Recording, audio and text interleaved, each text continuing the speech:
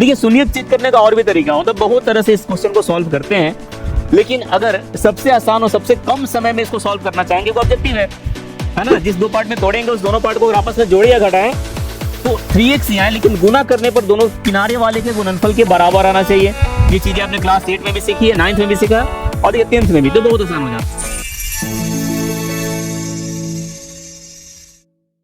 जय हिंद, स्वागत है सभी का आशीष पब्लिकेशन यूट्यूब चैनल पे।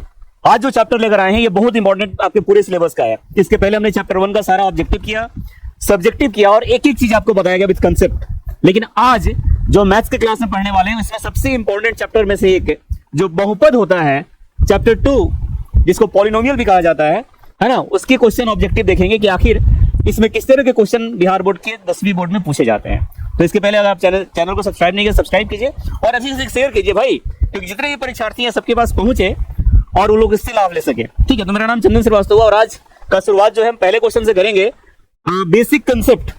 जहां तक बात है इस चैप्टर की बेसिक कंसेप्ट की, वो सारी चीजें आपको क्वेश्चन के साथ ही दिए जाएंगे, क्योंकि मैक्सिमम चीजें आपको ऑलरेडी वो चीजें मिलेंगे जो कि जो क्वेश्चंस आपके पूछे गए हैं एग्जामिनेशन में।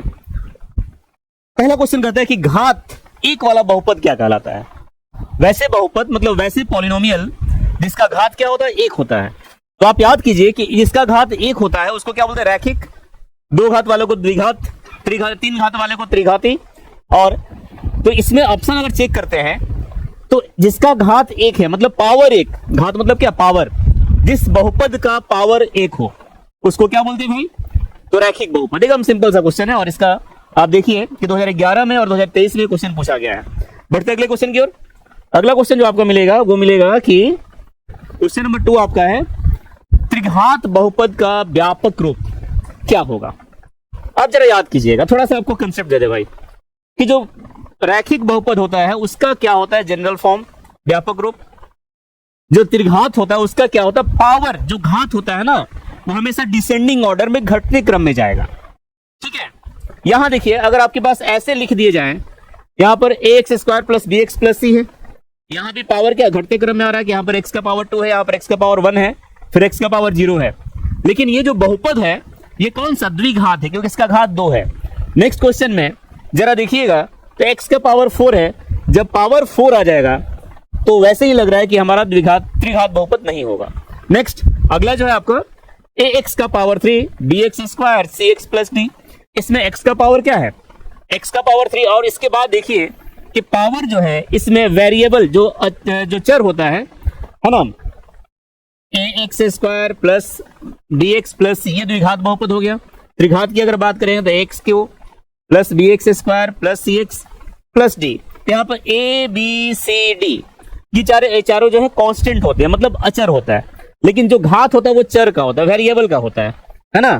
तो इसमें अगर घात 3 है, फिर 2 है, फिर 1 है, फिर 0 है, तो यही आपका त्रिघात बहुपद का व्यापक रूप है। ठीक है, आइए अगले क्वेश्चन में आते हैं। अगला क्वेश्चन आपका जो है, अगला क्वेश्चन कहता है कि निम्नलिखित में कौन बहुपद नहीं है। बहुपद नहीं है ये बताना है, ये समझना बहुत ही आसान है। आपको केवल ये बताना है ये जो लिखे गए हैं इसमें बहुपद कौन नहीं है। बहुपद कब होगा भाई, तो उसमें बहुपद में कॉमन सी बात है भाई कि कभी वेरिएबल जो उसका चर पार्ट होता है वो कभी बटे में नहीं होता, इस रूप में नहीं होगा। क्योंकि इसको देखिए क्या लिखा गया, x प्लस 1/x, 1/x, इस रूप में आपका कभी भी वेरिएबल ये नहीं होता है ना। यहां भी देखिए x का पावर 2, x, ये सारे के सारे हमारे जो है बहुपद के फॉर्म में है, लेकिन यह जो है ये बहुपद नहीं है। इसका ऑप्शन नंबर सी। नेक्स्ट, इसके पहले हमने चैप्टर 1 के सारे क्वेश्चन कराए, ऑब्जेक्टिव भी आप पीछे के सारे वीडियो देख सकते हैं। एक एक क्वेश्चन का डाउट क्लियर किया गया है, एक एक क्वेश्चन बताया गया है। ये क्वेश्चन नंबर 4, कौन रैखीय बहुपद व्यंजक है। रैखिक बहुपद जिसको कहते हैं, मतलब पावर क्या होना चाहिए, 1 होना चाहिए। तो वैसे ही लग रहा है इसमें, देखिए पावर कितना है इसका पावर है आपका 3, नीचे वाले का डी ऑप्शन जो है, फिर पावर 3 है, फिर पावर 2 है। तो ये जो ऑप्शन लग रहा है 2x माइनस 5, ये रैखिक बहुपद है, इसलिए क्योंकि यहां पर x का पावर क्या है, 1 है।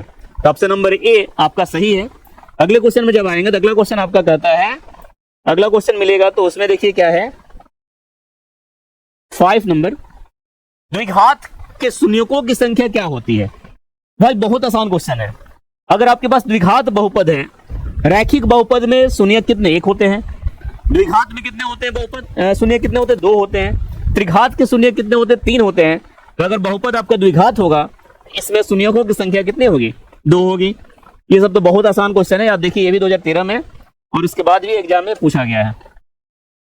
6 नंबर, ठीक है। हाँ, ये जो क्वेश्चन है इसको थोड़ा सा सॉल्व करना पड़ेगा।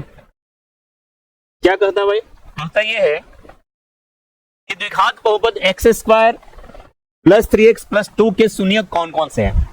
देखिए, शून्यक चेक करने का और भी तरीका होता है, बहुत तरह से इस क्वेश्चन को सॉल्व करते हैं, लेकिन अगर सबसे आसान और सबसे कम समय में इसको सॉल्व करना चाहेंगे, वो ऑब्जेक्टिव है, तो x square plus 3x plus 2 इसको तोड़ दीजिए दो भागों में, है ना। बीच वाला पार्ट को तोड़ते हैं। वैसे दो पार्ट में तोड़ेंगे कि जिस दो पार्ट में तोड़ेंगे उस दोनों पार्ट को अगर आपस में प्लस करें या माइनस करें, है ना, जिस दो पार्ट में तोड़ेंगे उस दोनों पार्ट को अगर आपस में जोड़े या घटाएं तो 3x ही आए, लेकिन गुना करने पर दोनों किनारे वाले के गुणनफल के बराबर आना चाहिए।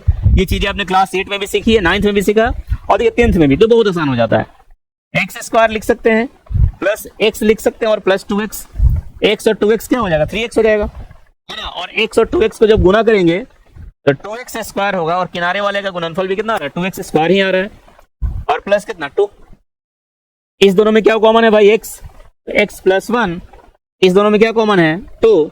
तो x प्लस 1। दो टर्म अभी भी है भाई, तो इसमें कॉमन क्या मिल रहा है? x plus 1, x plus 1, x plus 1 common बचेगा कितना? x प्लस 2, ठीक है। अब इसका अगर शून्यक पता करेंगे तो जब x प्लस 1 बराबर 0 तो x का वैल्यू कितना? -1। अब x प्लस 2 बराबर 0 तो x का वैल्यू कितना? -2, यानी कि -1 और -2 ये दो इसके शून्यक हैं, मतलब ऑप्शन नंबर ए इसका करेक्ट आंसर होगा। तो इस तरह से आप आसानी से सॉल्व कर सकते हैं और समझ सकते हैं। आइए अगले क्वेश्चन में आते हैं।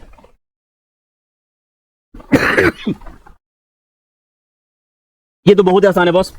इसमें पूछ रहा है कि बहुपद y³ minus 2y square minus √3y plus 1/2 का घात क्या है? तो घात मतलब जिसका मैक्सिमम पावर क्या है भाई? यहाँ पे 3 है, यहाँ पे 2 है, तो मैक्सिमम तो 3 ही है, तो इसका घात क्या होगा? 3 होगा। ऑप्शन नंबर सी करेक्ट है। तो आइए अगले क्वेश्चन में आते हैं। क्वेश्चन नंबर 8 में अगला क्वेश्चन जो 8 नंबर है वो है कि निम्न में बहुपद कौन है? आपको केवल सिंपल ये बताना कि बहुपद कौन है। इसको आप आसानी से कर सकते हैं, आप कीजिएगा, अदरवाइज कमेंट कीजिए, इसको बताया जाएगा, ठीक है। नेक्स्ट 9 नंबर, इसमें भी पूछा जा रहा है कि द्विघात बहुपद, ये सब थोड़ा सा ध्यान नहीं देना है क्योंकि थोड़ा सा मिस्टेक है। द्विघात ऐसे नहीं लिखा जाता है, यहाँ पे एरर है।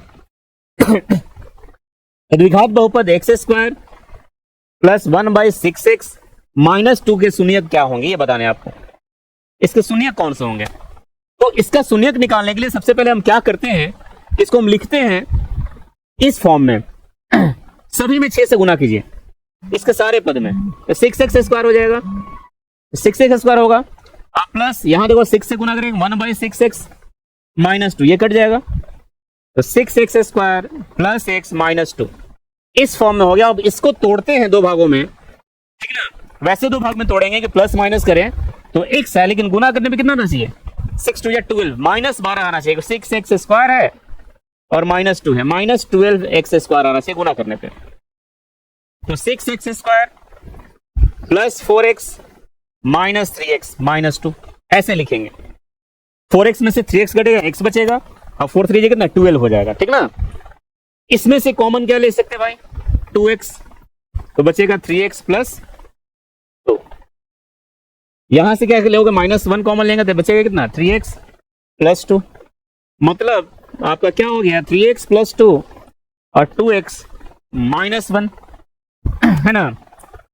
इतना जैसे ही हुआ तो आप देखिए इसके बाद का अगर इसके आगे का सॉल्व करेंगे 3x प्लस 2 बराबर 0, तो x बराबर -2/3, ये 2 उधर जाएगा, है ना। नेक्स्ट 2x है, -1 बराबर 0, तो x इज इक्वल टू 1/2। मतलब इसके दो शून्यक मिलेंगे आपको। एक मिलेगा क्या? एक मिलेगा आपका -2/3 और एक मिलेगा 1/2। ये ऑप्शन में कहीं दिख रहा है? हाँ दिख रहा है तो ठीक लगाइए, अदरवाइज इसमें कहीं नहीं है।